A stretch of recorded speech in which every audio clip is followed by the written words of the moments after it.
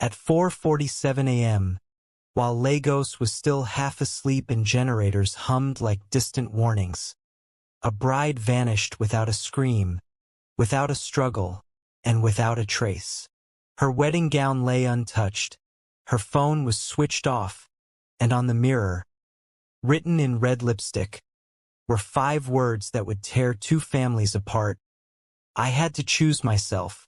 By sunrise, the compound was filled with police officers, pastors, journalists, and whispers that moved faster than truth.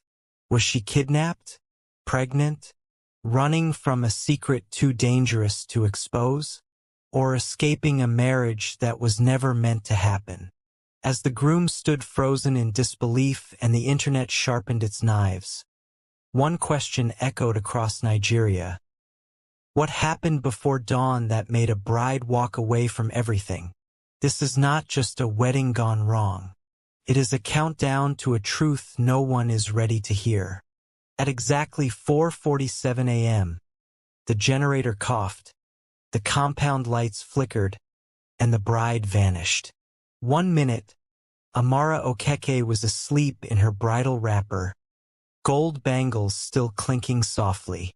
The next, her bed was empty, her phone switched off, and the wedding gown lay neatly folded like a polite insult.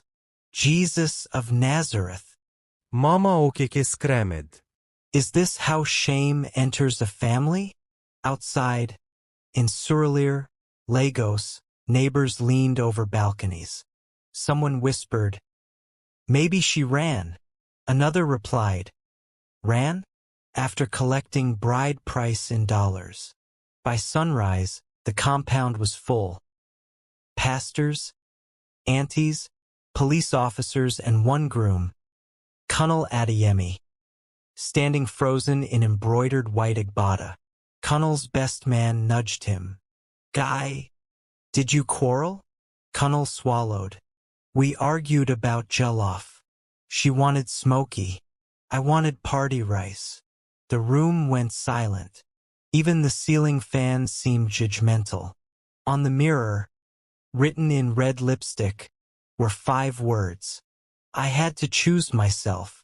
And just like that, a wedding turned into a national scandal before breakfast. Colonel became Nigeria's most pitied man by noon. Twitter dragged him without mercy. "Brother Colonel," a police officer asked gently, "were you faithful?" Colonel gasped. "Officer, I am a child of grace." Mama Adeyemi was less calm. "Faithful or not, where is my Aso-Ebi money?" At the police station, Amara's last location pinged somewhere near Ojota Motor Park. "She boarded a bus," the officer said. "To where?" Colonel asked. The officer shrugged. "In Nigeria, buses don't ask questions." Meanwhile, Auntie Bose hissed loudly. "I said it. A girl who laughs too much is hiding something." Colonel's phone buzzed. A message from an unknown number. "Stop looking for me. The wedding was a mistake." Colonel replied immediately, "Amara, please, talk to me." 3 dots appeared, then disappeared. Outside, journalists gathered like vultures in suits. "Mr. Adeyemi," one shouted. "Did the bride flee because of infidelity rumors involving a bridesmaid?" Colonel nearly fainted. "Which bridesmaid?" Back home, Mama Okeke locked herself inside, praying aggressively. Somewhere in Lagos traffic, Amara smiled for the first time in months. 3 months earlier, Amara had stared at her engagement ring like it might explode. "Do you love me?" she asked Colonel one evening. Colonel laughed. "Is that not obvious? I paid bride price." Amara blinked. "That's not an answer." Colonel waved it off. "Love grows after marriage. Ask my parents." But love for Amara had been shrinking, especially after she found messages on Colonel's tablet. "Bimbo, last night was mad. Your wife material no suspect. When confronted, Kunal said, "It was before I proposed." Technically. Technically. Amara echoed. Still, pressure came from everywhere. "You're 29, her mother warned. "Do you want to marry your books?" By wedding week, Amara felt like a guest in her own life. On the rehearsal night, her best friend Zainab whispered, "If you don't want this, say so." Amara forced a smile. Tomorrow.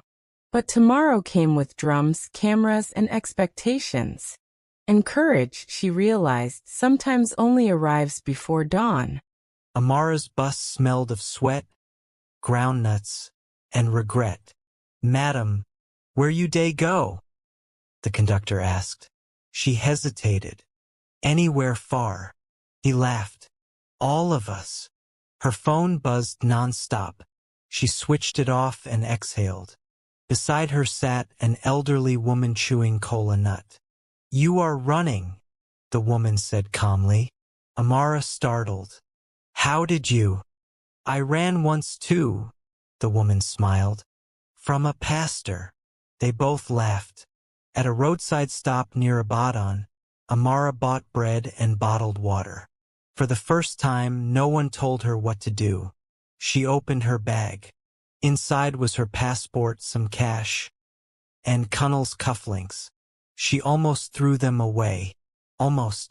Meanwhile, in Lagos, Kunal received a call. "Sir," the officer said, "we found something." Kunal's heart raced. "Amara?" No. Pregnancy test. Positive. In her room. Kunal dropped the phone. Nikie gasped collectively. Pregnant.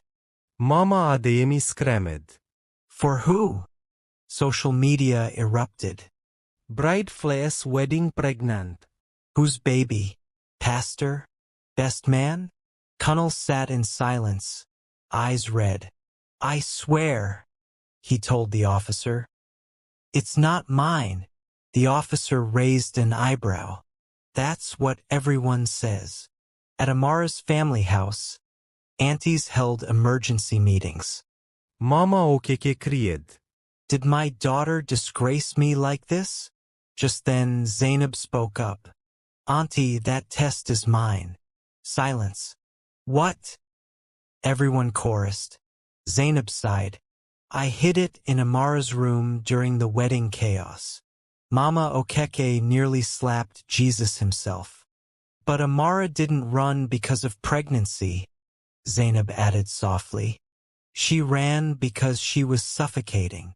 Kunal received another message from the unknown number. "Stop letting them destroy my name." Kunal typed back slowly. "Then tell me the truth, please."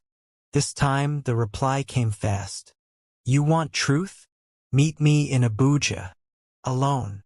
Kunal booked the next flight. They met in a quiet cafe in Wazoo. Amara looked different, lighter. Kunal sat down slowly. "You embarrassed me." Amara smiled sadly. "You almost married a ghost." They stared at each other. "Why didn't you tell me you were unhappy?" Kunal asked. "I did," she replied. "You were busy being technically faithful." Kunal sighed. "I loved you in my way. That was the problem."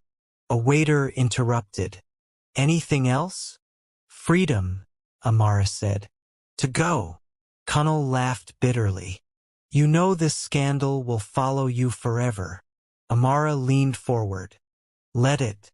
At least it will be mine." As she stood to leave, Kunal asked, "Is there someone else?" She paused. "There's finally me." Outside, Kunal realized something painful. The bride didn't disappear. She escaped. Back in Lagos, gossip refused to die. Then a new twist exploded. A viral video surfaced. Pastor Daniel, the wedding officiant, arguing with Kunal days before the ceremony. "I warned you," the pastor said in the clip. "That girl asked too many questions." The internet lost its mind. Was Amara running from Kunal? or the church? Journalists dug deeper. Former members came forward. She wanted premarital counseling that wasn't fake, one said. Another added, she asked where tithe money was going. Suddenly, Amara became a symbol. Women posted, #BeforeDawnChoices. Kunnel watched everything unravel. This is bigger than us, he muttered. For the first time, he wondered if Amara had saved herself from more than just a bad marriage. Mama Okeke finally spoke to Amara on the phone. My daughter, she said softly. Nigeria is laughing at us. Amara replied gently, Mama, Nigeria always laughs. A long pause. Are you safe? Mama asked. Yes. Are you happy? Another pause. Then, I am learning. Mama Okeke siged. Come home when you are ready. Amara smiled, tears falling. Kunnel canceled the wedding officially. Refunds were impossible. Shame was permanent, but something shifted. He apologized publicly. I loved control more than partnership, he admitted. Nigeria was shocked. Men argued. Women applauded. Growth, it seemed, was also scandalous. Months later, Amara opened a small cafe in Ibadan. She named it Before Dawn. On opening day, a note arrived anonymously. I hope you always choose yourself. She smiled, knowing who sent it. Rumors said Kunnel attended therapy. Others said Amara was dating a woman. Both stories were unconfirmed and delicious, but truth was quieter. They were healing, separately. Years later, when asked about the wedding, Amara laughed. I didn't lose a husband, she said. I found a life. And somewhere in Nigeria, a new bride read her story and paused before dawn. Dear viewers, every scandal hides a lesson, and every silence tells a story. The bride didn't disappear because she was weak. She disappeared because she finally listened to her truth. What lesson did you take from this dramatic tale? Share your thoughts in the comments below. Your voice matters here. If this story touched you, shocked you, or made you reflect, please like the video, share it with friends, and subscribe to African Tales by Elian for more powerful Nigerian stories filled with suspense, drama, and life lessons.